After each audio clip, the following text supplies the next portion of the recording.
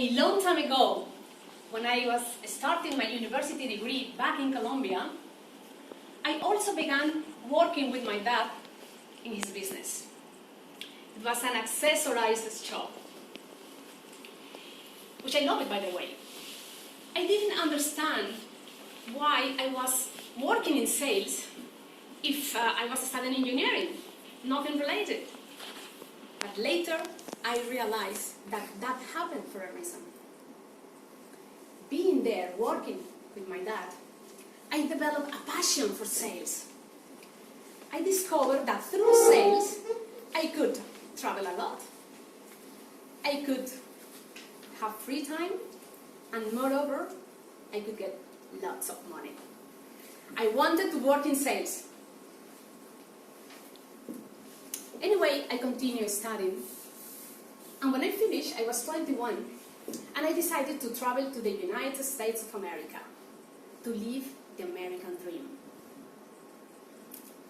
I fill all the requirements they ask, I have all my documents, and happily traveled to the embassy in Bogota to get my visa to go to the United States. I remember entering to that wide, big, cold room, full of people.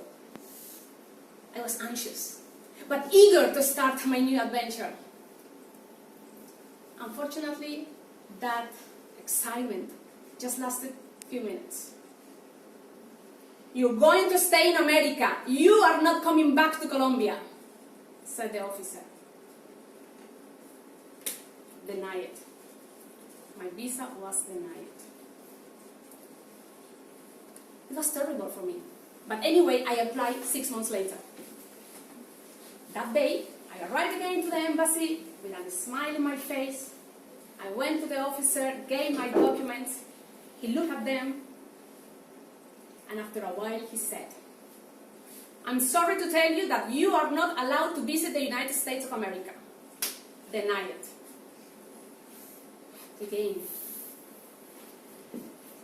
My dream evaporated in the air. I felt humiliated. I didn't understand.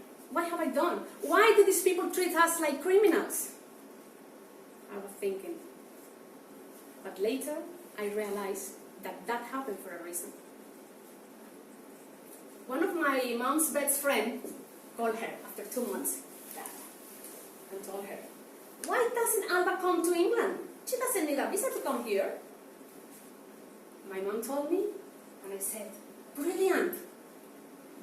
In July 1996, I traveled to London. Very happy. Once there, I understood. I was meant to be in England. That's why I couldn't get a visa to go to the United States. I could travel a lot. I was in an astonishing city. I could travel easily to different countries. I met people from different backgrounds and cultures. Terrific! London was my place.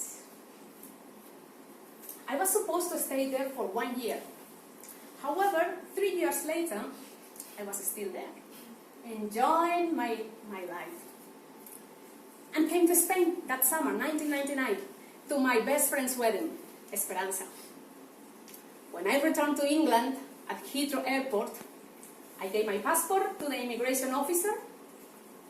He looked at it, looked at me, looked at it again, looked at me again, and said,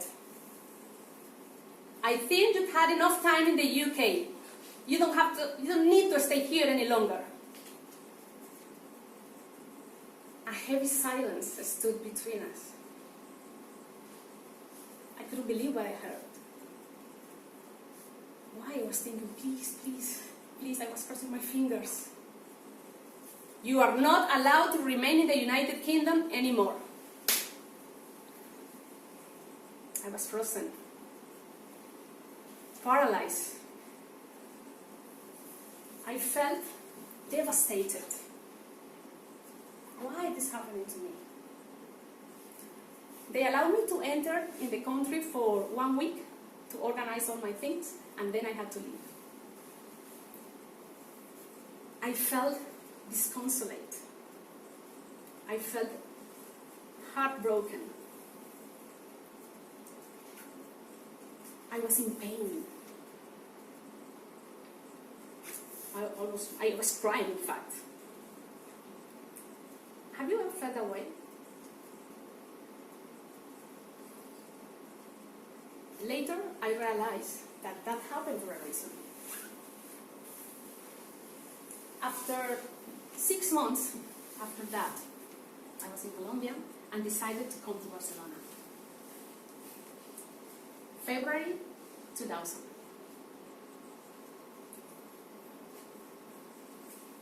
And when I arrived here, just after 3 days, I was working in sales in a great job that I could travel a lot, I could have free time, and I was earning good money.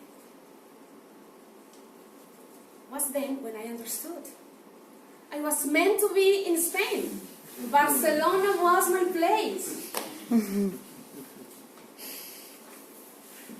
And definitely it is, because I've been here for 17 years and I'm still allowed to stay.